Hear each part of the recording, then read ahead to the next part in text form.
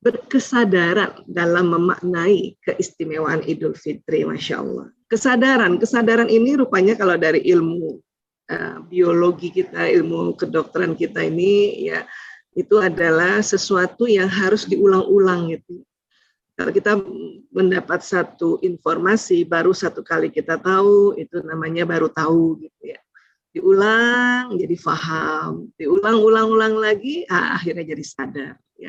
Inilah maknanya, karena Ramadan dan Syawal ini Allah ulang. Dan tentunya semakin usia kita semakin bertambah, karena mengalami ya atau menikmati bulan Ramadan dan Syawal ini berulang-ulang. Nah, diharapkanlah dengan usia yang bertambah ini ya kita sampai di level berkesadaran. Ya. Masya Allah. Idul Fitri. Tentu kita tahu Idul Fitri berasal dari dua kata, Aid dari bahasa Arab dan Al-Fitri. Ya. Jadi ini banyak sekali kita sering mendengarkan ya, kembali fitrah gitu ya. Tapi coba kita lihat, barangkali Bapak Ibu juga sudah pernah dengar atau sudah pernah tahu kajian tentang sesungguhnya kata Idul Fitri ini ya. Ya, Aid secara bahasa ini berasal dari kata ada atau yaudu ya, yang artinya kembali ya. Atau karena hari raya ini kan disebut Aid ya. Dan terjadi berulang-ulang dan dimeriahkan setiap tahun pada waktu yang sama. Ya. Jadi maksudnya kembali ini karena hari yang raya atau berbahagia ini diulang-ulang. Jadi hari raya kembali lagi. Maknanya itu. Ya. Sebagian ulama mengatakan begitu. Ini maknanya sebetulnya itu. Ya. Jadi Ibnu Arabi mengatakan bahwa hari raya dinamakan Aid karena berulang setiap tahun dengan kegembiraan yang baru. Jadi mungkin tahun ini gembiranya baru lagi. Ya, tahun yang lalu tentu lain lagi kegembiraan. Sesuatu itu ada kegembiraan tertentu, ya bisa jadi jadinya fokus pada benar-benar keluarga inti gitu ya. Kalau dulu mungkin jadi sibuk menerima tamu ya, walaupun itu juga sebuah kegembiraan sebetulnya. Makanya kita harus menemukan kegembiraan di dalam Idul Fitri ini sebetulnya. Ya. Nah, kemudian ada juga yang mengatakan kata Aid merupakan turunan kata al-adah, yang artinya kebiasaan. Ya. Jadi karena masyarakat telah menjadikan kegiatan ini menyatu dengan kebiasaan dan adat mereka. Ya. Jadi ada yang mengatakan Idul Fitri itu artinya bukan kembali suci sebetulnya. Ya, bukan kembali suci, melainkan itu lagi kita gembira karena memang hari itu sudah lagi tidak berpuasa. Dan kita melakukan sebuah kebiasaan-kebiasaan yang mengandung kegembiraan. Nah, fitri. Nah, arti kata fitri ya. Jadi digaris bawahi bahwa fitri itu tidak sama dengan fitrah. Ternyata seperti itu. Ya. Fitri dan fitrah ini kedua kata yang berbeda, beda arti dan penggunaannya. Dan namun mengingat cara pengucapannya yang hampir sama, banyak masyarakat menyangka bahwa itu dua kata yang sama. Fitrah, ini kata fitrah ada dalam Al-Quran. Bismillahirrahmanirrahim. Fa'akim wajhaka lid-dina hanifan fitratallah allati fataran nasa 'alaiha la tabdila li khalqillah. Hadapkanlah wajahmu dengan lurus kepada agama Allah.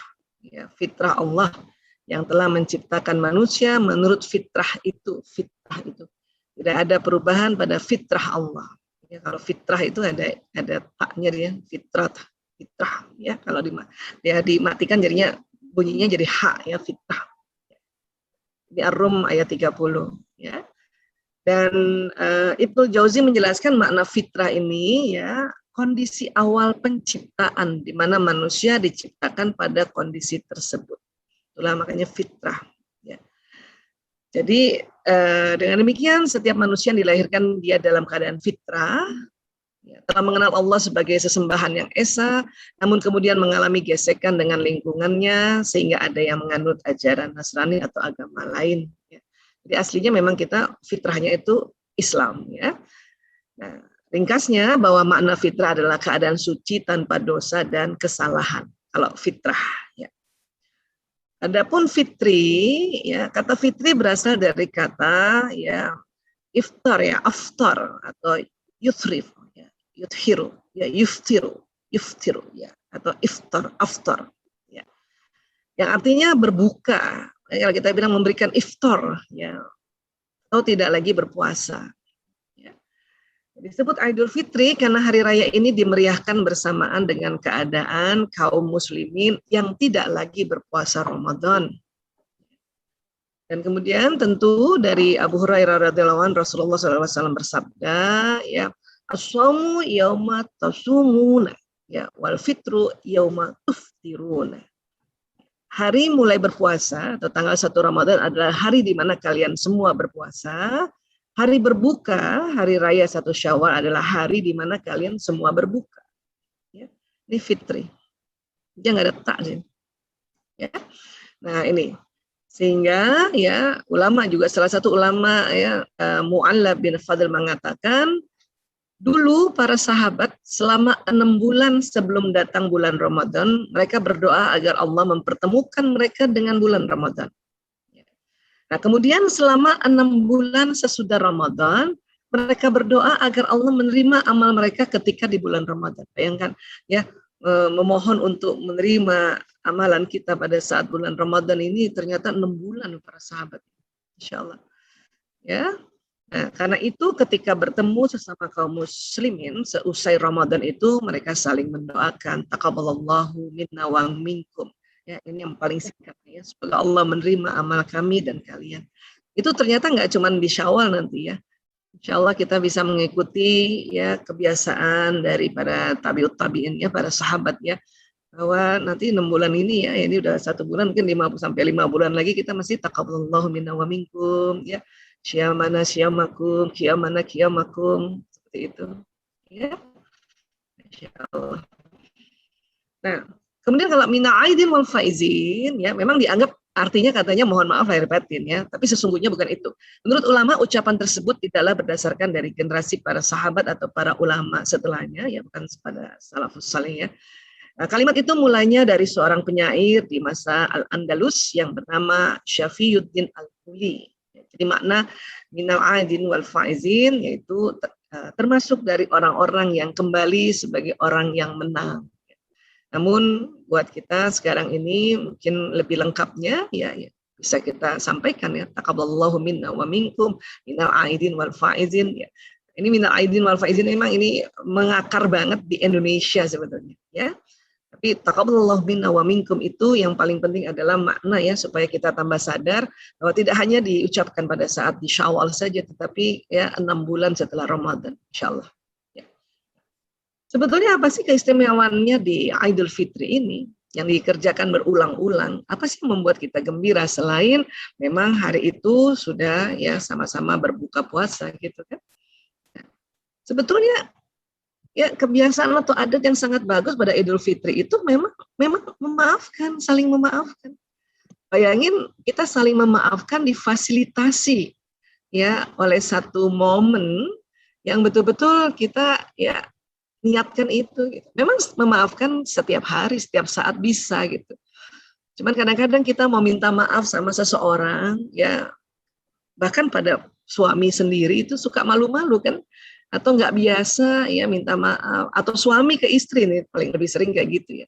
Maka ada satu momentum, satu hari atau satu bulan bahkan ya ada suatu nuansa yang difasilitasi untuk akhirnya ya mungkin suami yang nggak biasanya nggak minta maaf sama istri akhirnya minta maaf ya.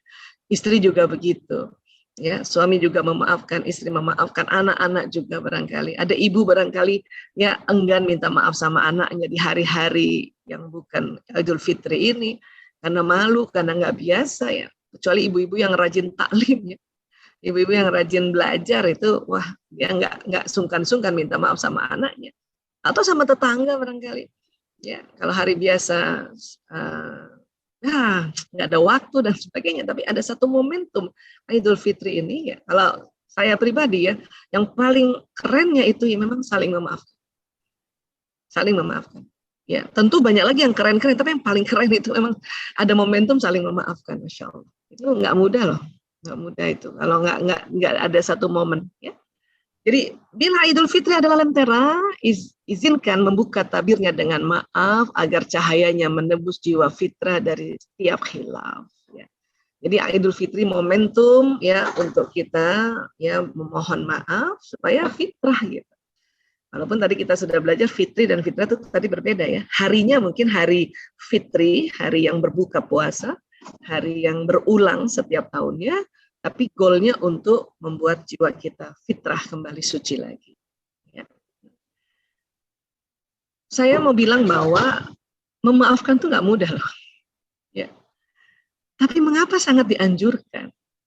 Ya, makanya saya makin kesini ya, makin umur juga, kayaknya menganggap maafin itu hal biasa ya di Idul Fitri. Tapi ternyata ya para ilmuwan mengkaji saling memaafkan itu, bahkan ditemukan teknik-tekniknya. Makanya ada namanya forgiveness therapy. Sampai orang diterapi untuk bisa memaafkan. Ya. Memang nggak mudah, tapi kok sangat dianjurkan. Tentu kita ya kembali ya pada perintahnya Allah ya. Maka maafkanlah mereka dengan cara yang baik di Al-Hijr ayat 85. Dan bahkan banyak sekali di Quran juga kita diminta untuk memaafkan dan saling memaafkan. Rasulullah SAW juga ya menganjurkan dan mencontohkan. Jadi memaafkan itu sesuatu yang luar biasa. Ya. Nah, di surat Asy-Syura ayat 40, ya Bismillahirrahmanirrahim, dan balasan suatu kejahatan adalah kejahatan yang setimpal, ya kan? Tapi barang siapa yang memaafkan dan berbuat baik kepada orang yang berbuat jahat, maka pahalanya dari Allah. Pahalanya dari Allah ini, bukan dari siapa-siapa. Ya, bukan dari pimpinan kita, bukan dari pasangan kita, tapi dari Allah. Ya, innahu la yuhibbuz zalimin. Ya, sungguh dia tidak menyuka orang-orang yang zalim. Ya Allah. Jadi memang boleh sih, karena itu ada apa namanya adabnya juga ya, ada SOP-nya juga kalau ada kejahatan dibalas kejahatan yang setimpal kan gitu. Tapi ya Allah, kalau yang memaafkan dan berbuat baik itu, waduh, kita kalau dapat pahala atau katakanlah dapat hadiah saja dari sesama kita, ya Allah senang banget.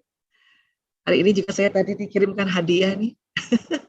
Masya Allah, ya senang sekali. Tapi ini langsung hadiahnya atau pahalanya dari Allah.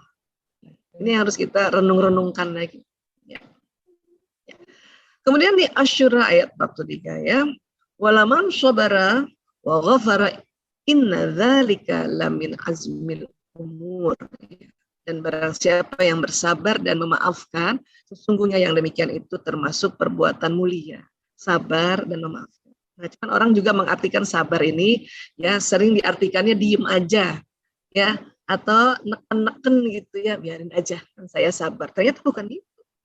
Sabar ini juga sebuah ikhtiar, mencari cara. Ya. Dan memang pada saat kita meminta maaf atau memohon maaf atau memaafkan yang paling afdal kan bertemu sebetulnya. Bertemu. Makanya kalau bayangkan, seandainya kalau kita setiap hari, apalagi di kota besar, jarang bisa berjumpa dengan tetangga, dan makanya momentum Idul Fitri itu adalah untuk bisa ketemu, ya, untuk bisa open house. Sesungguhnya sebetulnya begitu ya. Hanya sekali lagi 2 tahun ini open house kita secara virtual seperti ini. Makanya saya senang sekali kalau secara virtual itu ya melihat teman-teman yang kameranya on atau on cam istilahnya. Karena disitulah sebenarnya ukhuwahnya ya. Walaupun saya tahu juga teman-teman ada yang karena dalam perjalanan atau sambil kerja, makanya minta izin off cam, ya itu juga tidak mengapa. Tapi pada saat ada waktu-waktu tertentu, barangkali sudah mau saat pisah, kita sama-sama buka kamera dulu untuk saling melihat wajah, menyapa suara, masya Allah, ya. Karena ini pengganti kita jumpa secara offline. Kenapa? Karena ini langsung kan, langsung. Kalau YouTube lain lagi, kalau YouTube itu kan nggak 2 arah, ya. TV nggak 2 arah, Facebook ya nggak 2 arah. Ini sekarang kita sedang Zoom ini 2 arah. Ya, atau IG live 2 arah ya. Baik. Kemudian ya Aisyah radhiyallahu anha pernah ditanyakan terkait watak pribadi Rasulullah SAW. Ia pun menjelaskan adalah Rasulullah SAW orang yang paling bagus akhlaknya. Beliau tidak pernah kasar, tidak berbuat keji, tidak teriak-teriak di pasar, tidak membalas kejahatan dengan kejahatan, malahan beliau pemaaf dan mendamaikan. Insya Allah. Ya, ini memang uswatul hasanah kita nih luar biasa, ya Allah. Makanya kita diminta untuk belajar terus ya, mengarah ke ya apa yang Rasulullah SAW lakukan ya. Kemudian dari Ubaidah bin Samit radhiyallahu Nabi SAW bersabda, tidaklah seseorang yang badannya dilukai oleh orang lain kemudian ia bersedekah dengan memaafkannya. Jadi tidak menuntut diat. Kita dicubit, kita nggak membalas mencubit ya, tapi kita akan sedekah memaafkan ya. Jadi Allah akan menghapuskan dosanya sebanding dengan pemaafan yang ia sedekahkan. Jadi maaf itu juga sedekah ya. Makanya tadi di ayat 133 itu antara sedekah dan memaafkan itu dia inline itu ya. Sedekah, menahan amarah dan memaafkan itu ya, itu satu ayat itu. Jadi buat teman-teman yang misalnya menganggap bahwa kenapa sih saya yang harus maafin duluan? Kan dia yang lebih muda tuh, saya udah tua nih, saya udah lebih. Padahal kalau kita nanti yang duluan memaafkan, maka ini menjadi sebuah sedekah dan ya Allah hapuskan dosa kita, ya Allah. Bayangkan ya, jadi di Idul Fitri itu selain kita tadi menterapi diri kita, saling memaafkan, kemudian memaafkan itu ternyata juga sebuah sedekah, memaafkan juga ternyata kafar, ya menghapuskan dosa kita. Karena kita nggak tahu ya dosa kita mungkin Allahu Akbar kita nggak tahu ya seberapa banyak, ya khilaf kita seberapa banyak, tapi di Idul Fitri itu Masya Allah. Nah sekarang kalau dari sisi kesehatan ya, di Mayo Clinic dan Telegraph yang di Amerika ini mengatakan manfaat kesehatan dari memaafkan kesalahan orang lain di antaranya, ini baru di antaranya ya, menurunkan resiko stroke ya, walaupun kita tahu stroke ini kadang-kadang ya itu karena tensi yang tidak terkontrol dan tekanan darah yang tegang ya. Nah, kemudian menurunkan resiko serangan jantung, ya, mengurangi stres dan depresi ya, meningkatkan kekebalan tubuh. Makanya ini lagi pandemi kayak gini kan kita harus imunnya naik ya, makanya ya kita diminta untuk ya cepat-cepat memaafkan, saling memaafkan, minta maaf supaya kekebalan tubuh tuh naik ya. Nah, apalagi sudah dikasih wadahnya, difasilitasi di Idul Fitri ini, Masya Allah. Ya. Dan juga menurunkan risiko penyalahgunaan alkohol dan obat terlarang. Nah, ini pasien-pasien kami nih, ya, pasien-pasien kami sejak tahun 98 sampai sekarang itu kan pengguna alkohol dan obat-obat terlarang ini, ya, itu ternyata paling banyak karena ya marah, karena jengkel, karena dendam dan sulit memaafkan. Anak yang pakai marah sama orang tuanya, dia sulit memaafkan, maka dia ambil narkoba, ya. Siapa juga misalnya di dalam kan orang yang pakai narkoba bukan anak-anak aja nih, bapak-bapak di kantor juga begitu ya, dia marah sama pimpinannya, tidak mau memaafkan, nggak bisa minta maaf juga akhirnya pakai narkoba ya kan. Suami istri juga begitu, sekarang banyak sekali suami istri yang kena narkoba. Seorang suami marah sama istrinya ya, dia nggak bisa minta maaf dan juga tidak bisa memaafkan, akhirnya pakai narkoba. Istri juga begitu ya, nauzubillah min dzalik. Jadi sekali lagi yang saya lihat setiap hari sejak sudah selama 22 tahun ini gara-gara orang yang tidak bisa memaafkan dan saling memaafkan. Kalaupun sudah memaafkan katanya saya udah maafin gitu ya. Tapi nyatanya masih belum sesungguhnya. Ya. Nah, jadi kata orang gini, ya, mengapa saya walaupun sudah memaafkan saya tetap tidak bisa keluar dari masalah saya? Jadi banyak juga yang mungkin saya udah maafin gitu. Ya. Nah, ya, karena kita nih belum serius dan belum sungguh-sungguh memaafkan diri kita atau orang yang menyakiti pada peristiwa saat itu. Ya, bayangkan ya. Terus kata orang-orang, loh saya ini udah serius kok, udah sungguh-sungguh memaafkan. Ya, apa iya? Ya, tanda keseriusan dan kesungguhannya apa sih? Kata para ilmuwan, para ahli-ahli mengatakan tanda keseriusan dan kesungguhan seseorang itu sesungguhnya ada apa? Ya, mengulang-ulang memaafkan, mengulang-ulang minta maaf. Atau kalau misalnya ini jadi sebuah terapi, mengulang-ulang forgiveness terapi, ulang-ulang memang. Itulah makanya Ramadan dan Syawal berulang sebagai sarana untuk memohon maaf dan memaafkan. Emang berulang.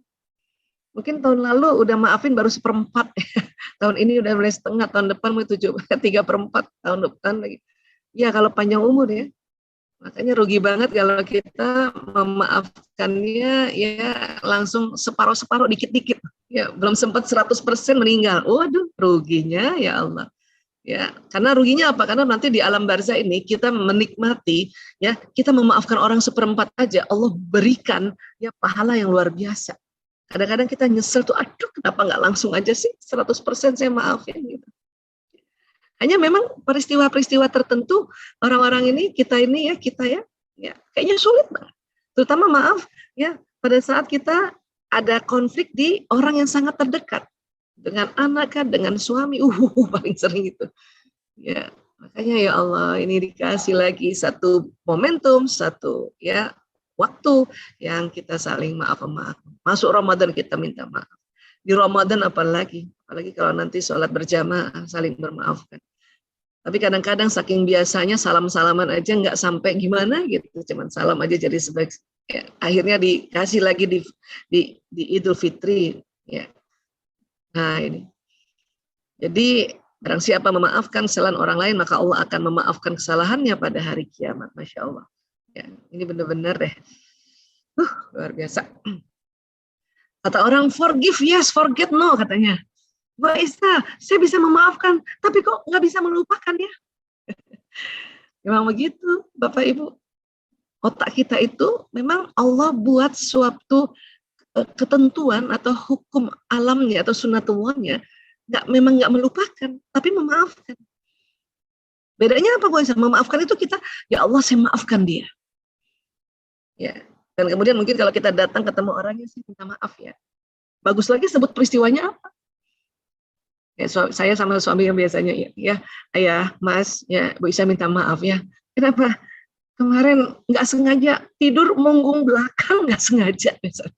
Itu juga harus diomongin gitu ya.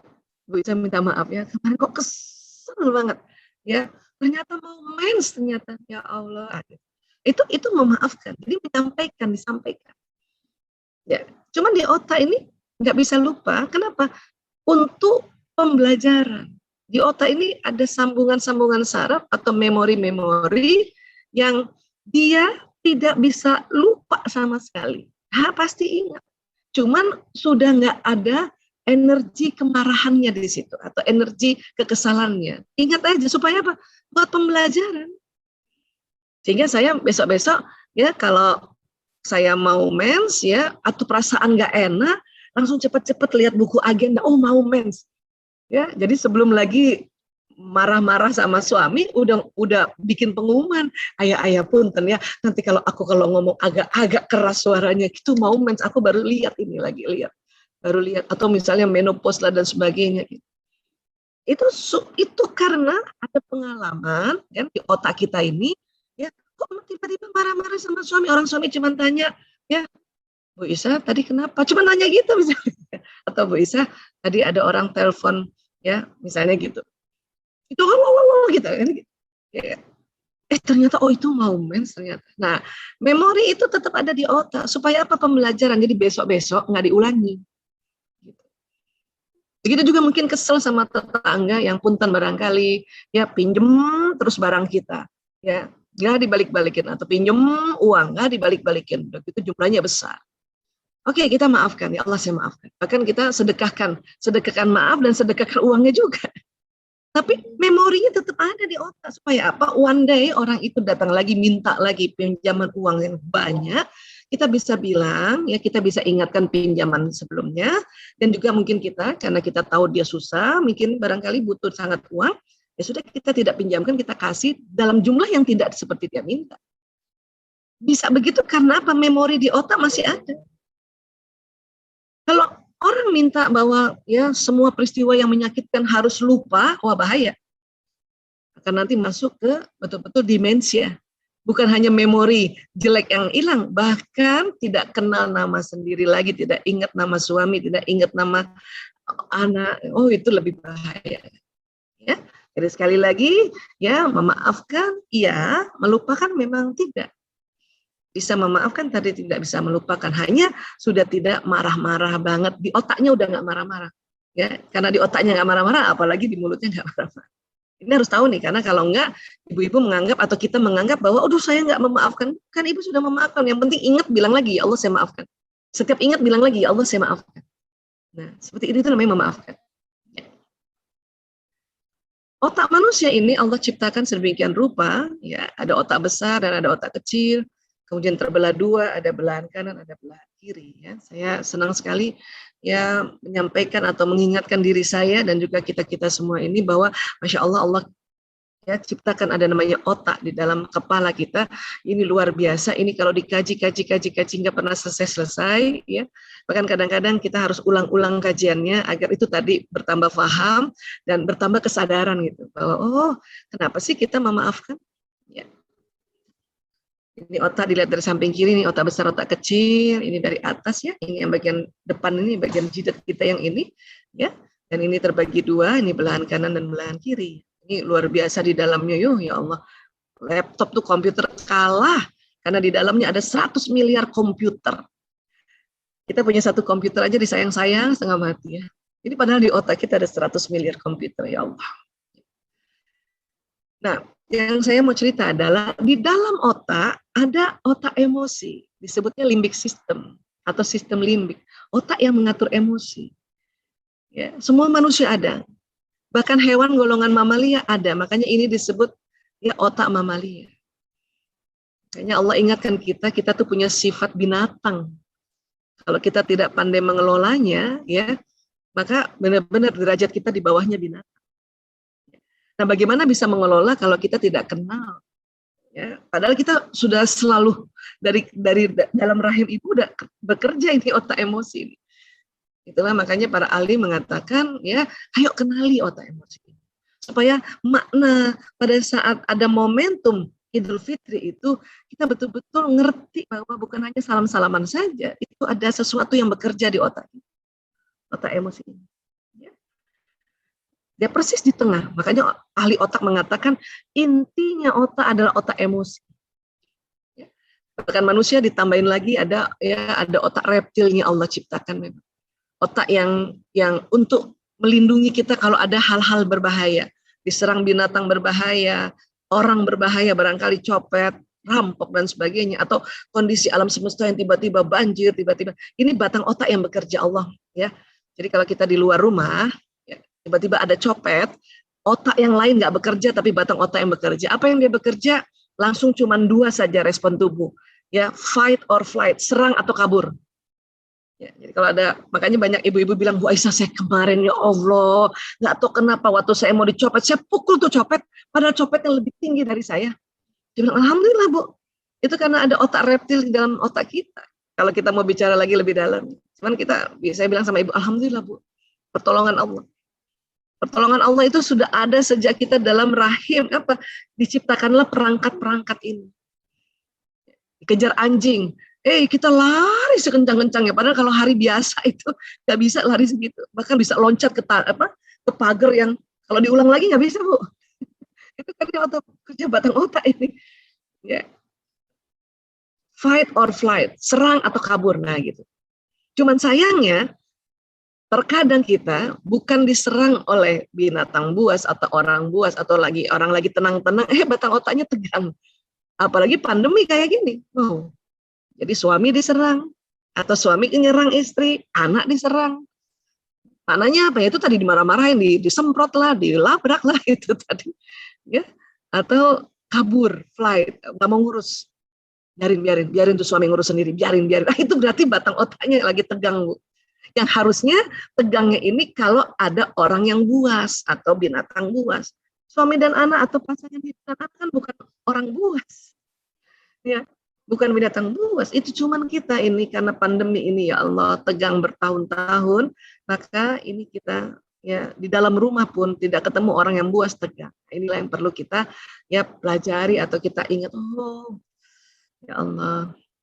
Ya. Bu Aisyah, kita tuh udah belajar loh, udah ikut taklim loh, ya, udah ikut seminar juga loh. Itu emang ilmunya di mana sih? Ilmu itu ya nanti terletaknya disimpannya di otak bagian depan, di belakang dahi. Sinilah kalau kita baca Quran, ya, atau kita baca hadis, masuk sini. Kita dengar nasihat, kita kisah-kisah, prinsip-prinsip, kita belajar, baca buku atau dengar tausiah oleh guru-guru kita, masuknya di sini nanti. Lewat mana Bu Aisyah? Lewat mata, telinga. Kalau misalnya kita ucapkan ulang, itu masuk di sini, simpan di sini. Tapi walaupun sudah banyak ilmunya, kalau kita nggak kenal otak mamalia dan batang otak, tidak tahu bagaimana ya mengatasi ini bisa terblokir sementara. Ya, kayaknya banyak orang-orang bilang, ibu itu rajin banget taklim ya, tapi kalau marah dia teriak juga. Iya, karena kalau lagi marah, ini tuh tegang. Ya, otak mamalia tegang, otak reptil tegang. Ini ketutup, terblokir sementara tapi. Ya. Jadi gimana Bu Aisyah supaya ingat lagi? Makanya ini kita rilekskan lagi. Nanti kita belajar cara merilekskannya. Ini rilekskan. Maka ini ingat lagi. Kok bisa Bu Aisyah? Kan ilmunya udah ada. Kok bisa kita masih marah juga? Karena otak tempat ilmu dia kalau urutan di kepala dia di depan kayaknya. Tapi urutan untuk respon ke tubuh dengan sumsum tulang ini dia justru di belakang. Kenapa? Karena tulang belakang ini itu membawa saraf pesan dari posisi otak yang nomor 1 yaitu batang otak. Nomor 2 otak emosi, baru nomor 3 otak ilmu. Untuk membuat apa? Untuk membuat sebuah perangai atau perilaku. Jadi kalau otak emosi kita ya ini tegang atau batang otak tegang, ilmu yang di sini waktu dia mau ke sini terhambat. Karena dia harus keluar ke sini untuk membuat sebuah perilaku. Jadi hadang oleh batang otak dulu, dihadang oleh otak mamalia dulu. Itulah ini kita harus rilekskan dulu. Ya. Jadi percuma dong kita taklim atau kita belajar, enggak percuma. Kenapa? Ada isi di otaknya. Nah sekarang kita bandingkan dengan orang-orang yang enggak belajar, kosong di sininya. Orang-orang enggak ikut taklim, kosong di sini. Ibu-ibu yang enggak ikut taklim, malas taklim, kosong di sininya. Ya kalau dia senang baca. Terus mungkin dia tidak ikut taklim secara formal, tapi dia sekarang karena ada fasilitas ya gadget dan kita dengerin sendiri sambil di dapur, nah, itu alhamdulillah masuk juga. Tapi kalau sama sekali kosong, walaupun sudah merilekskan batang otak mamalia karena nggak ada isinya, ini cepat tegang lagi. Makanya bersyukurlah kita isi ini. Bersyukur juga kita bisa menaklukkan atau mengelola otak mamalia dan otak reptil. Kadang kita beberapa detik pertama itu kita ya nggak bisa mengelolanya. Nah, inilah juga yang membuat kita ya kesel sama seseorang sehingga kita ya sulit memaafkan. Apa yang terjadi sih Bu Aisyah sebetulnya ini dia. Ya, di otak kita ini terjadi sambungan kan dari mata, dari telinga. Nah, di otak itu terjadi satu memori, terbentuk memori oleh kerja seperti ini. Ya. Nah, cuman waktu terbentuk memori ini dia lewat otak emosi. Makanya kalau ya seseorang itu menjengkelkan, nah itu memori yang di otak ini sangat-sangat kuat sambungannya, sehingga ingat banget kesalahannya itu, ingat aja kesalahan orang itu. Apa yang terjadi? Nanti mengganggu tubuh. Kita belum lagi bahas tentang kolbu ini ya. Ini juga butuh satu kajian sendiri. Kita baru bicara tentang bagaimana ya otak emosi ini masih panjang, masya Allah. Baik. Nah, jadi peristiwa ini nanti akan yang ditangkap oleh indera-indera kita mempengaruhi pikiran, mempengaruhi perasaan, di perasaan ada di sini, dan mempengaruhi tindakan. Ya, mempengaruhi tindakan. Ya. Nah, ini yang kita harus tahu nih. Nah, kemudian peristiwa itu karena pada satu saat ya kita jengkel, marah dan sebagainya, memori yang di otak ini dia ada. Sehingga dia bisa juga mempengaruhi pikiran, perasaan dan tindakan. Ya, ini yang bahaya kalau kita tidak memaafkan tadi. Ya. Jadi badan kita semua ini sampai di dalam-dalamnya itu kan dipersarafi oleh sistem saraf. Sistem saraf ini kalau sebagai analogi ini kayak kabel listrik. Jadi ya, memori-memori yang di otak ini kan jalan terus ke badan. Kalau kita tidak memaafkan, memorinya kan kenceng banget. Kesel sama suami kesel sama istri, ibu kesel sama anak, bapak kesel sama anak, anak kesel sama bapak, kita kesel sama orang tua, kesel sama mertua, kesel sama kakak-kakak, ipar kakak kandung, adik kandung, bersama sahabat. Itu hati-hati. Kesel ini jalan terus, kesel, marah. Maka nanti merusak badan ini. Ini belum lagi kita bicara badan kena virus, bakteri, parasit ya. Ini barulah penyakit yang disebut psikosomatis. Soma itu badan ini. Ya, psikologis itu bicara sebetulnya tentang otak emosi. Baru psikosomatis saja itu udah sakit semua badan-badan, ya. Di dalam itu organ-organ dalaman sakit. Apalagi ditambah mungkin ada virus, ada bakteri.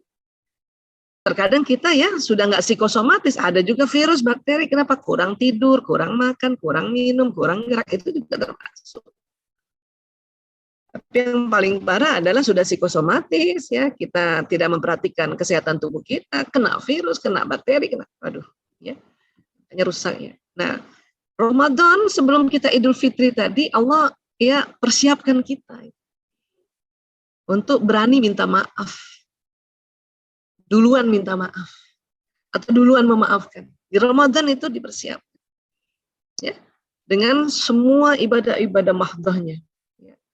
Ya saumnya, ya sholatnya, itu persiapan itu. Bayangin dipersiapkan 30 hari. Ya, untuk berani datangi suami duluan, untuk berani datangi anak duluan, untuk berani datangi para ipar duluan, kita yang minta maaf, saya mau maaf ya. Memang afdolnya disebut-sebut ya, cuman kalau disebut-sebut kelamaan ya, cuma minta maaf, makanya kalimatnya saya mau maaf atas segala khilaf. Ya. Ya, nah itu dia. Nah, pada saat itu ya maka aduh, badan ini langsung ya pulih ya. Bahkan sebelum minta maaf di Ramadan itu ya itu sudah pulih semua itu, karena ada ibadah-ibadah yang Allah ajarkan pada kita, latih kita itu untuk membuat badan-badan ini pulih duluan sebelum ya di Idul Fitrinya itu. Ya. Terutama itu tadi karena kita puasa ya atau syam ya, ini pencernaan istirahat kurang lebih 6 sampai 8 jam. 6 sampai 8 jam sebelumnya nih habis sahur itu bekerja itu ya, lama bekerjanya, 4 jam di lambung, 4 jam di usus. Setelah itu kan kita nggak tambah-tambah makan kan, nggak makan siang, nggak cemilan, maka istirahat. Bayangin, jadi sel-sel di dalam pencernaan ini juga dikasih istirahat, itulah. Belum lagi kalau kita meningkat kesadarannya bukan hanya syam tapi shaum ya. Mata juga istirahat untuk melihat hal-hal yang buruk, mulut juga beristirahat, telinga juga. Maka istirahat semua, pencernaan juga istirahat, kemudian sistem pendengaran istirahat, sistem penglihatan istirahat, paru-paru juga jadinya istirahat, jantung jadi istirahat. Kenapa? Nggak deg-degan. Karena kalau kita melihat hal yang buruk, mendengar hal yang buruk, ucapkan hal yang buruk, ini semua nanti nggak istirahat nih, paru-paru nggak istirahat, jantung nggak istirahat. Itu bayangkan 30 hari Allah latih kita seperti itu. Supaya apa? Untuk berani pada hari haknya, berani duluan bilang sama suami, ayah, ibu Isa minta maaf.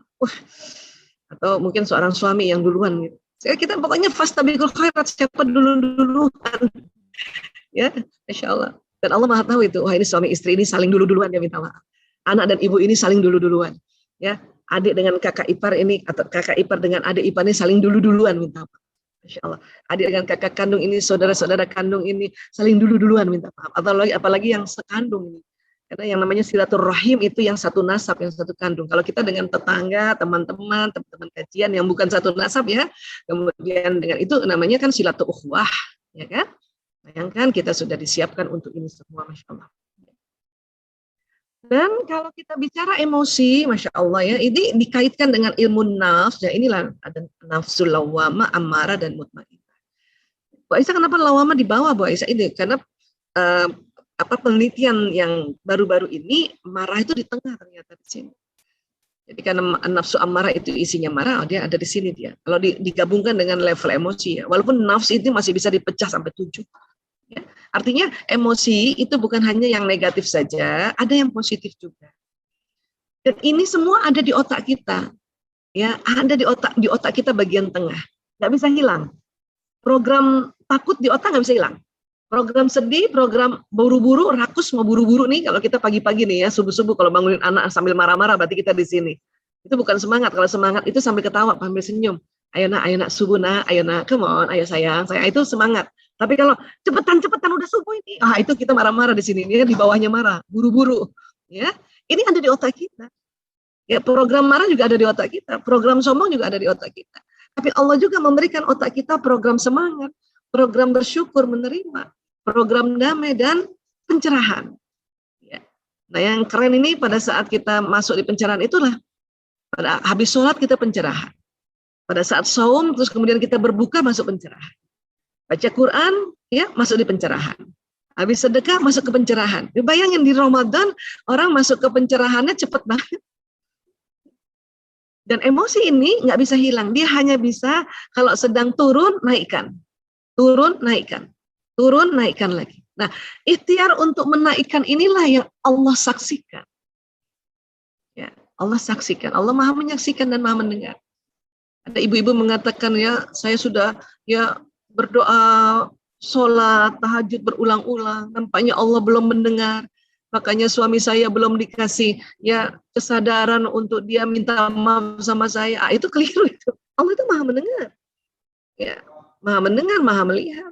Hanya memang pada saat kita sedang ikhtiar ke atas, ini tergantung tangganya. Kalau seorang istri lagi sedih, ya, dan berdoa terus untuk bisa menerima apa yang dilakukan oleh suaminya, ke anaknya, akan menerima di sini. Itu butuh waktu, makanya terus aja doa. Karena dia antara sedih ke menerima ini tangganya 1, 2, 3, 4, 5, 6. Lama. Jadi nggak boleh lagi kita ya menjudgment atau bilang bahwa Allah tidak mendengar. Astagfirullahaladzim, na'udzubillah min dzalik. Allah Maha mendengar, cuman memang terusin aja. Nah, ingat, dari sedih ke menerima ini kita mengalami berbagai macam jenis emosi.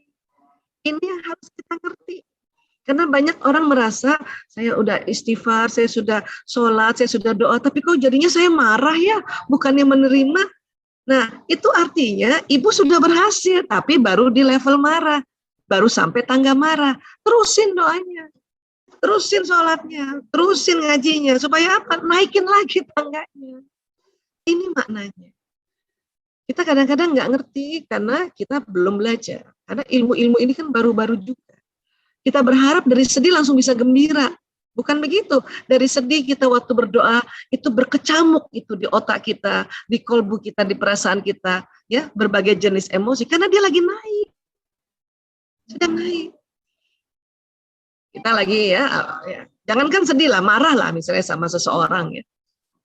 Terus kita katanya ya disuruh memaafkan, kita lagi ingat kajian katanya disuruh memaafkan. Terus kadang kita ada perasaan gini nih, ngapain maafin dia? Dia yang mulai. Nah itu berarti kita ya di sini sebetulnya udah naik karena nasihat udah naik. Cuman karena masih disombong tangganya ada perasaan gitu kita. Harusnya dia dong yang minta maaf. Dia yang bikin salah, aku yang minta maaf. Nah itu sebetulnya waktu dengar nasihat sudah mulai naik 1 tingkat, tapi lagi disombong. Inilah makanya kita harus naikkan lagi sampai ke semangat atau menerima atau bahkan sampai enlightenment. Ya, caranya apa? Caranya adalah menyebut-nyebut Allah. Ya Allah, ya Allah, ya Allah. Astagfirullahaladzim, astagfirullahaladzim. Ya Allah, la ilaha illallah. La haula wa la quwata illa billahi aliyul lazim. Supaya naik ke atas. Ya. Itu maksudnya apa tuh zona ikhlas? Zona ikhlas ini adalah kalau dari tinjauan emosi ya, mengerjakan sesuatu yang dilandasi emosi semangat. Atau di atasnya lagi bersyukur. Atau orangnya damai, tenang. Atau enlightenment, pencerahan. Habis dengar nasihat, ya kita mau mengerjakan. Misalnya nih, tadinya nih karena lagi Syawal barangkali nggak ada yang bantuin kita di rumah, kita waktu nyetrika kesel. Waktu kita nyetrika kesel, berarti kita waktu nyetrika itu di luar zona ikhlas. Tapi sekarang kan canggih kan, dengar setrika juga, dengerin tausiah juga. Dengar tausiah, kata guru-guru kita, yang ikhlas. Nah, habis dengar tausiah itu kita rupanya bisa sampai ke sini pencerahan. Nyetrika di baju yang ke-10 udah sambil senyum-senyum. Berarti yang di baju ke-10 itulah kita menyetrikanya dengan ikhlas. Ya. Kenapa? Karena kalau kita dengar nasihat kan kita langsung astagfirullahaladzim, astagfirullahaladzim, astagfirullahaladzim. Otomatis kan kita istighfar, dia naik. Minimal semangat aja. Oh ya Allah, ternyata kalau kita nyetrika itu dengan baca basmalah ya dan kemudian semangat itu namanya ikhlas, dan ikhlas itu banyak keuntungannya, banyak pahalanya. Nah, kita senang. Makanya inilah yang disebut naik turun. Mau sedekah juga gitu, kadang sedekah kita suka rasanya marah. Apalagi sedekah sama adik misalnya. Baru aja kita dapat uang, tuh ada yang minta uang buat bayar uang sekolah anak, kan kesel ya. Ih, kita yang capek kan gitu ya. Nah, pada saat itu jangan dulu dikasih uangnya tuh, jangan dulu dikasih uangnya. Ya, karena kalau kita memberikannya pada saat marah, ya, tadi kan ya tadi Ali Imran 133 134 kan, 134 khususnya itu kan tadi memberikan sedekah, kemudian kita tadi ya menahan marah dan memaafkan. Itu dulu, lakukan itu. Ya. Lakukan itu dulu supaya apa? Supaya itu tadi ya. Ya. Ini pengampunannya langit dan bumi. Ini makanya istighfar dulu. Ya Allah. Saya aja gitu tuh Bu. Saya lagi ada uang nih habis kerja, terus adik saya misalnya, Kak, boleh Kak minta Kak, adik apa ponakannya ini mau. Nah, itu kan pegang uangnya tuh. Ya, percaya deh. Pasti ada satu beberapa detik untuk kita ya menaikkan level emosi walaupun kita tanpa sadar itu. Kita katakan astagfirullah. Astagfirullah ya Allah, astagfirullah. Ya Allah, ikhlas, ikhlas, ikhlas, ikhlas. Nah, katakan itu juga ikhlas, ikhlas. Nanti dia naik. Oke, oke. Nah, gitu. Nah, berarti kita memberikannya dengan ikhlas. Kotak nih lagi di masjid, kotak jalan. Kadang-kadang kita tuh tanpa terasa, emosi kita tuh kesel lihat kotak. Terus teman-teman, Bapak Ibu misalnya masukin uang di kotak, itu berarti masukin uangnya di luar zona ikhlas tuh. Jadi gimana Pak Isa? Nah itu dia, ya pas kotak lewat istighfar dulu, astagfirullahaladzim. Nah setelah kita istighfar itu biasanya naik emosi kita di semangat, ilmunya kita ingat lagi, ingat tadi di otak ilmunya kita ingat lagi bahwa oh iya ya sedekah itu luar biasa, sedekah itu Allah ya balas 700 kali lipat. Baru ingat ilmunya kalau sudah di zona ya atau di nafsu mutmainnah. Makanya jadikan istighfar itu selalu naik ke atas, astagfirullah. Baru ingat lagi oh iya. Jadi waktu memberikannya karena semangat, karena ingat ilmunya, maka memberikannya di zona ikhlas. Dan ini, usaha naik ke atas inilah yang Allah Maha menyaksikan. Itu dicatat sebagai sebuah ikhtiar. Ya. Karena turun lagi. Bisa, iya naikin lagi. Sampai kapan begitu, Aisyah? Sampai mati kita. Inilah perjuangan kita, inilah jihad kita. Karena jihad yang sesungguhnya adalah itu tadi, mengelola nafsu ini. Ini yang terjadi di otak kita. Itulah luar biasanya Idul Fitri, ada momentum untuk kita ya berani minta maaf atau berani memaafkan. Tapi dilatihnya 1 bulan. Ya Allahu Akbar. Ya. Emosi negatif cenderung bertahan lama dalam diri seseorang sampai ia dilepaskan. Jadi emang dia bertahan di dalam badan kita sampai ya energinya itu kita lepaskan dengan cara tadi istighfar, dengan cara ibadah. Ya, apa sih marah? Marah itu merasa diperlakukan tidak adil. Ya, apa sih frustasi? Apa yang dilakukan tidak berhasil. Itu emosi negatif. Ya, apa sih kecewa? Apa yang diinginkan tidak bisa terwujud. Ya, apa sih takut? Merasa sesuatu yang buruk akan terjadi, padahal belum tentu. Itu juga emosi negatif. Ya. Apa sih rasa bersalah? Merasa telah memperlakukan orang lain secara tidak adil. Ya kan? Kita sering begitu kan, guilty feeling. Apa sih sedih? Kehilangan sesuatu yang berharga. Ya. Kemudian satu lagi, apa sih sombong? Merasa lebih dari yang lainnya. Itu juga emosi negatif. Ya. Ini menetap itu kalau kita nggak cepat-cepat, ya lepaskan dengan cara tadi naik tangga. Makanya kalau kata anak-anak sekarang nih Bapak Ibu ya, move on, naik tangga. Ya. Nah, kenapa? Karena kalau emosi negatif ini dibiarkan, ya itu bisa ya kita memendam. Nah ini bahaya. Atau bahayanya lagi akhirnya membalas dendam. Nah inilah cilakain. Bahkan pakai gendam untuk membalas dendam orang, ini bahaya. Ya. Cara terbaik mengelola emosi adalah memaafkan. Nah, ini lagi kata memaafkan, saya ulang-ulang. Ya.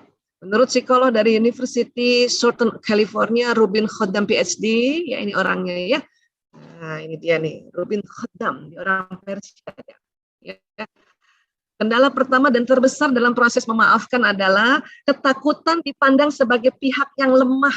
Nah ini, nanti orang bilang apa? Nanti disangkanya saya lemah. Nah ini kendala pertama dan terbesar. Sudah pertama terbesar proses memaafkan. Ya. Yaitu dipandang lemah, ya. Nah, padahal justru ya dengan mengambil keputusan memaafkan, kita kembali mengambil kendali atas kehidupan kita sendiri.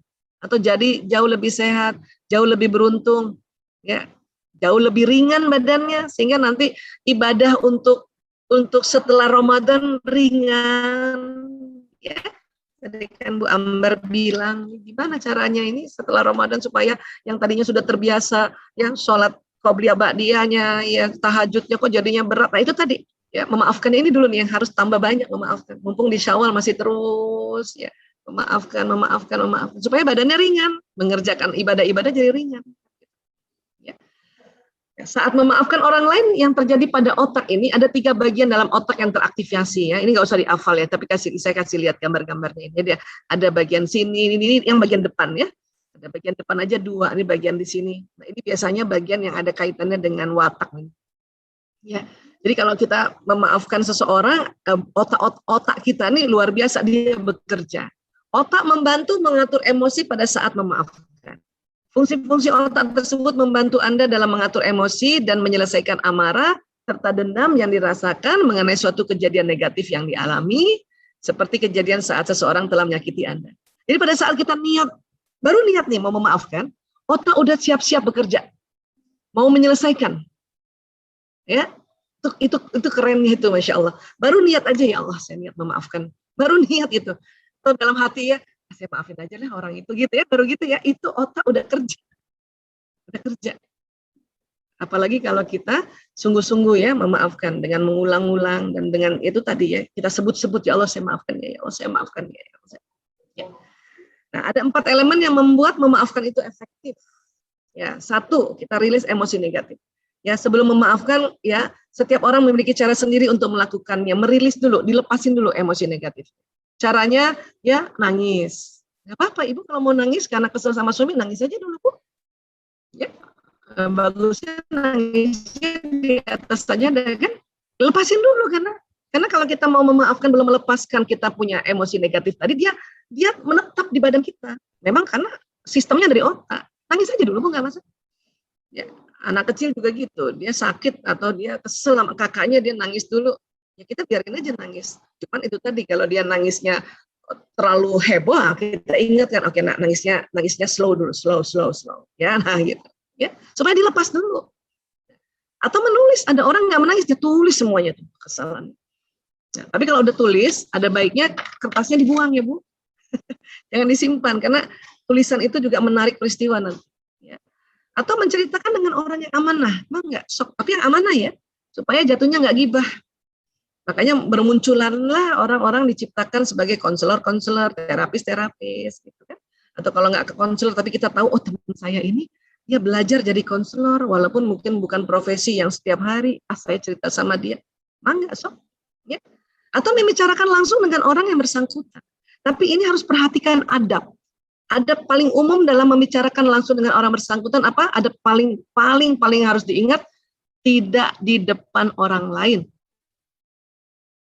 Ya, kalau kita mau menyampaikan marah kita, kesel, bahkan waktu menyampaikan kesel kita sama suami itu harus berdua saja. Tapi kan anaknya bayi, masih kecil, masa sih anaknya nggak ngerti? Tetap ngerti Bu. Bahaya nanti ya anak kecil itu merekam, bayi itu merekam. Makanya dan seseorang ditegur depan orang, walaupun itu bayi sekalipun, itu bukannya tersentuh, tersinggung. Jadi adab membicarakan emosi kita terhadap orangnya langsung, ya. 1, tidak di depan orang lain, apalagi sama suami. Ya, kemudian nanti kalau ada suami lain lagi, ya pada suami ngomongnya nggak boleh lama-lama, paling lama setengah jam Bu, kalau setengah jam aja Bu. Kalau Ibu ada kesel mau menyampaikan, nggak boleh lama-lama, karena lama-lama merepet nanti kemana-mana. Ya, kalau sama anak sama juga ya, tapi perhatikan watak anak, perhatikan bahasa kasih sayangnya anak. Nah itu ada berikutnya ya. Atau menterapi diri dengan teknik-teknik self healing tadi. Ini banyak sekali teknik-teknik yang dipakai, yaitu misalnya tarik napas panjang, buang, atau bayangkan orang itu ada di depan, kemudian kita bilang saya minta maaf, itu teknik-tekniknya. Ini bisa ditambahkan juga seperti ini. Ya, nah, jadi pertama ini emosinya disalurkan dulu gitu, dilepaskan dari badan. Kalau enggak dia masuk ke sel-sel tubuh itu nanti jadi sakit. Dan ya ini dia nih, luar biasa Allah kasih cara di Al-Baqarah 153. Bismillahirrahmanirrahim. Ya ayyuhallazina amanu sta'inu bis sabri was shalah innallaha ma'as sabirin. Hai orang-orang yang beriman, jadikanlah sabar dan sholat sebagai penolongmu. Sesungguhnya Allah bersama orang-orang yang sabar. Jadi sabar dan sholat itu udah penolong. Itu cara sebetulnya untuk merilis emosi. Salah satunya ya, dari jutaan makna dari sabar dan jutaan manfaat dari sabar dan sholat. Ya, di Ramadan itu dibuat lagi ya satu momentum oleh Allah di mana semua orang mengingatkan untuk sholatnya lebih teratur, lebih khusyuk dan lebih banyak karena kita mengambil juga sholat sunnahnya. Nah itu teknik juga salah satunya dalam mempersiapkan memaafkan orang lain. Dia lepasin. Istighfar. Ya, siapa saja rutin baca istighfar maka Allah akan memberikan solusi atas setiap kesulitannya, penyelesaian bagi setiap permasalahannya, dan Dia akan memberinya rezeki dari jalan tak terduga. Ya, kalau orang ditanya sabar tuh gimana sih? Perbanyak istighfar, Bu. Kenapa? Kalau kita anggap sulit ini memaafkan orang atau kondisi sulit, kita banyak istighfar. Nabi menjanjikan Allah Subhanahu Wa Taala memberikan solusi. Kalau kita anggap ini masalah nih, kondisi sekarang ini masalah, ya. Kondisi keuangan masalah, kondisi kesehatan masalah, perbanyak istighfar. Karena Allah memberikan penyelesaian bagi setiap permasalahan. Ya. Dan kalau kita anggap ini rezeki terhambat, rezeki kesehatan, rezeki ilmu, dan rezeki uang sekalipun, kita disuruh perbanyak istighfar dulu, ya Allah. Ya, nah inilah sabar ya. Astagfirullahaladzim. Salah satu ya. Sabar berikutnya adalah cari tahu, belajar, ikut taklim, itu juga sabar. Ya. Nah, sholat pada saat kita bersujud seperti ini, ya, itu ada aliran darah yang membawa oksigen ke daerah tempat di sini nih. Tadi kita belajar bahwa di sini tempat ilmu bukan? Tempat pengetahuan, kalau kita ngaji, kalau kita taklim, kita dinasehati, baca buku kan di sini nih. Nah, biasanya kalau kita posisi berdiri duduk, darah kurang ke daerah sini.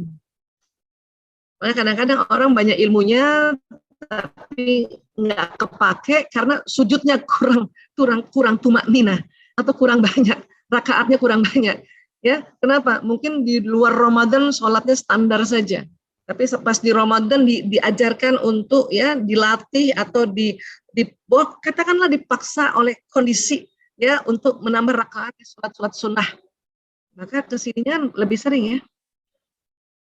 Ya, apalagi orang yang nggak sholat, jarang banget ini di sini. Makanya ilmunya cuma ilmu doang, nggak bisa teraplikasi ya, tidak bisa dipakai, tidak bisa jalan di badan. Ya. Makanya dikatakan yang paling dekat antara seorang hamba dengan Robnya ialah ketika ia sujud, maka perbanyaklah doa ketika itu. Ya. Jadi tadi baru satu makna saja bahwa ini otak ilmu akan diberikan oksigen. Ya, makna berikutnya adalah posisi seperti ini kan kita menghamba. Ya, dan banyak sekali lagi makna-maknanya yang membuat kita bisa sehat. Ya, nah, jadi nih Bapak Ibu ya, kalau kita kan tadi tempat ilmu di sini nih di depan ya. Kalau kita berdiri seperti ini, darah jarang ke sini. Darah jarang ke sini. Tapi kalau kita sujud ya beberapa detik, tentu nggak boleh cepat-cepat ya. Makanya disuruh tumanina itu ya darah akan bawa nutrisi, bawa oksigen ke pembuluh darah kecil-kecil di sini. Maka ilmunya barokah nanti ya, nambah sadar. Nah itu tadi berkesadaran ya. Nah seperti ini kurang lebih ya, insyaallah. Sabar ada batasnya. Start dulu. Ini surat Az-Zumar ayat 10 ya. Allah berfirman, "Innama yuwaffas sabirun ajrahum bighairi hisab." Sesungguhnya hanya orang-orang yang bersabarlah yang dicukupkan pahala mereka tanpa batas. Jadi kalau ada orang bilang sabar ada batasnya, itu keliru. Atau lagi kalau ada teman kita bilang, lu jangan sabar-sabar banget, masa gitu aja kamu sabar-sabar banget, itu berarti teman itu belum baca Az-Zumar ayat 10 ya. Padahal Az-Zumar ayat 10, sabar pahalanya tanpa batas. Termasuk sabar pada saat emosi kita turun lagi marah, naikkan lagi ke atas, itu termasuk itu. Termasuk sabar mengucapkan, memaafkan berulang-ulang, termasuk itu. Ya, itu pahalanya tanpa batas ya. Ya, jadi stop ya Bu, bilang sabar ada batasnya ya. Kalau ibu capek, iya. Maka istirahatlah, ya istirahatlah. Tapi kalau sabar ada batasnya, itu harus kita rubah. Ya. Oke, jadi sabar pahalanya tanpa batas. Ya. Kemudian pahami penyebabnya nih. Kalau kita lagi ya cari penyebab emosi negatif itu muncul. Kenapa sih? Ya, secara basic ya penyebab munculnya itu karena terlalu ingin ngatur, makanya marah kita. Atau terlalu ingin diterima, makanya kita marah. Atau terlalu ingin terpenuhi rasa aman, makanya kita ketakutan. Cari yang mana nih? Ya, saya sama suami saya marah, kenapa sih? Oh ya, saya terlalu ngatur sama suami misalnya. Oh, saya terlalu ingin diterima sebagai istri. Makanya istri-istri suka marah. Suami-suami ya pas baru datang sampai rumah, yang diajak ngomong anaknya, bukan kita istri. Oh, makanya kita marah. Terus kita langsung cari tahu apa? Oh, karena saya ingin diterima sebagai istri. Saya tersinggung. Oh, karena itu. Karena kalau kita ya emosi negatif terus tahu penyebabnya apa, itu lebih mudah memaafkan. Ya. Atau misalnya kita ketakutan, oh anakku belum datang ya jam 1 ya. Oh, karena kita ingin terpenuhi rasa aman. Makanya kita teleponin terus anak itu kan gitu. Pahami penyebabnya. Ini yang mudah memaafkan. Jadi kita maafin tuh anak, ibu maaf bu, tadi saya lupa kasih tahu, saya mampir ke rumah misalnya. Ke rumah teman saya mampir, maaf ya bu. Nah, kita mudah memaafkan. Kemudian 3, bangun kembali rasa aman dan nyaman. Maksudnya apa Bu Aisyah? Ya. Saat Anda telah menyatakan memaafkan, Anda perlu membangun rasa aman dan nyaman dengan apa? Meyakini bahwa Anda dapat terhindar dari hal yang sama di masa yang akan datang.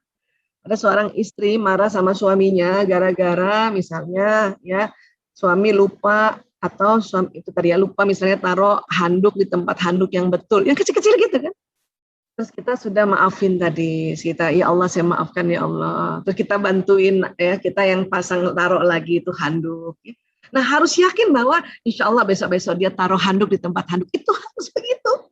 Cuman di sini tantangan kita yang sering, besok lagi ntar dia begini lagi. Alah paling besok lagi. Nah, itu yang bikin kita tidak meyakini. Maka harus yakin ya Allah insya Allah dia akan taruh tempat lebih baik lagi. Ya. Atau misalnya seseorang ya seorang orang terdekat kita misalnya pasangan hidup kita yang melakukan kesalahan yang fatal banget. Ya. Terus kita sudah mencoba tadi ya merilis emosi kita, nangis, sudah curhat juga, ya sudah ngomong juga sama si suami, ya. Terus kita cari tahu penyebabnya, oh karena saya ya tersaingi dengan perempuan lain, misalnya gitu ya. Ya sudah nih, sudah istighfar, sudah doa, sudah sholat, ya. Nah, yang langkah ketiga harus yakin bahwa insya Allah ya kita terhindar dari hal yang berikutnya. Cuman masalahnya adalah kita sering bilang dalam diri kita, apa iya ya dia ya tidak melakukan lagi, apa iya ya, itu apa iya-iyanya berarti nggak yakin. Makanya harus bilang ya Allah saya yakin ya Allah, yakin ya Allah, Engkau yang maha melindungi. Ini harus dibangun. Masa sih Bu Isa? Nah kata masa sih itu berarti belum yakin, maka istighfar lagi, astagfirullahaladzim, astagfirullahaladzim. Ya, jadi kuncinya ikhtiar menuju ikhlas dan tawakal. Ingat ini nih, kita suka turun kan? Nah kalau turun naikin lagi menuju ikhlas ini. Hasilnya tawakal. Nanti saya maafin, dia masih juga melakukannya itu berarti belum tawakal itu. Karena hasil kita harus tawakal. Pokoknya tugas kita adalah tahu kita nih turun, naikkan lagi dengan perbanyak istighfar, perbanyak ibadah, naikkan lagi. Hasilnya tawakal, terserah Allah ya Allah. Ya, aku ya pasrahkan padamu ya Allah, Engkau yang atur. Karena kita nggak tahu apa yang dilakukan pasangan hidup kita di luar rumah, anak-anak di luar rumah, sahabat-sahabat di luar rumah. Jangankan di luar rumah, di luar kamar saja. Misalnya kita di kamar, suami kita di luar kamar, apa yang dilakukan kita nggak tahu. Yang penting tugas kita naikkan sampai ke zona ikhlas ini. Ya. Kemudian mulai lembaran baru. Ya, memulai lembaran baru berarti Anda berusaha untuk tidak lagi mengungkit apa yang terjadi di masa lampau yang membuat Anda luka kepada orang yang bersangkutan. Jadi jangan ditanya-tanya lagi sama orang yang bersangkutan. Udah minta maaf sama suami, nggak usah tanya-tanya lagi. Tapi kepengen ngomong, ngomong aja sama orang lain, ngomong aja sama sahabat yang amanah tadi. Ngomong saja sama Allah, ya Allah kok saya ingat lagi ya Allah, angkat kesalku ya Allah, astagfirullahaladzim. Ya. Misalnya seorang ibu sudah minta maaf juga sama anaknya, nggak usah lagi ditanya-tanyain lagi. Seorang adik sudah minta maaf sama kakaknya, kakak kandung kakak ipar atau mertua, udah nggak usah diungkit-ungkit lagi. Walaupun saya tahu perempuan seneng banget diomongin ulang. Omongin ulanglah kepada orang lain atau sahabat yang amanah tadi, atau pada diri sendiri dengan teknik-teknik terapi, ya. Karena dengan pada diri sendiri ini jatuhnya muhasabah, kita bicara sama Allah. Ya. Biarkan diri Anda menjalani kehidupan baru dan melepas beban negatif tersebut. Nah, inilah teknik 4 ya, 4 tips. Ya, 1, kita rilis dulu tuh emosi kita. 2, cari penyebabnya. 3, meyakini bahwa insya Allah kita terhindar dari masalah yang berulang. 4, mulai lembaran baru. Ya, intinya tuh nggak ngungkit-ngungkit. Ya, tujuannya apa sih tujuannya? Ya Allah, tujuannya itu selamat dunia akhirat. Ngapain sih Pak Aisyah capek-capek kita melakukan itu tadi, memaafkan gitu kan gampang aja. Ya gampang aja itu tadi, masih suka bebekas kan, makanya kita pakai tadi. Tujuannya selamat dunia akhirat. Itulah tadi surat Ali Imran ya, dan bersegeralah kamu kepada ampunan dari Tuhanmu dan kepada surga yang luasnya seluas langit dan bumi yang disediakan oleh orang-orang yang bertakwa, yaitu orang-orang yang menafkahkan itu termasuk nanti memaafkan ya. Karena ini harta ini kan di dalam kurung ya. Baik di waktu lapang maupun sempit, dan orang-orang yang menahan amarahnya dan memaafkan kesalahan orang lain. Masya Allah. Ya, Allah menyukai orang-orang yang berbuat kebajikan. Allahu yuhibbul muhsinin. Ya Allah. Jadi sekali lagi sahabat-sahabatku, inilah mengapa kita ya momentum Idul Fitri itu bukan memang kita menganggapnya terbiasa ya. Karena memang itu diulang-ulang ya.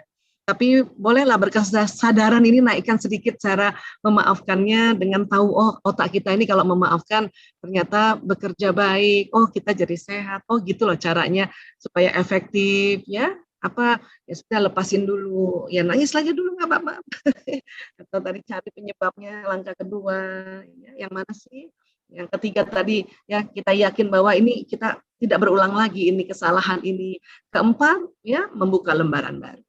Ya, kurang lebih seperti ini dulu, nanti kita akan bisa perdalam lagi ya. Jadi saya kembalikan kepada sahabat saya, teman sejawat saya, Ibu Dr. Rahmawati. Ya, lebih kurangnya mohon maaf lahir batin. Ya, wabillahi taufiq wal hidayah, wallahu a'lam bishawab. Assalamualaikum warahmatullahi wabarakatuh.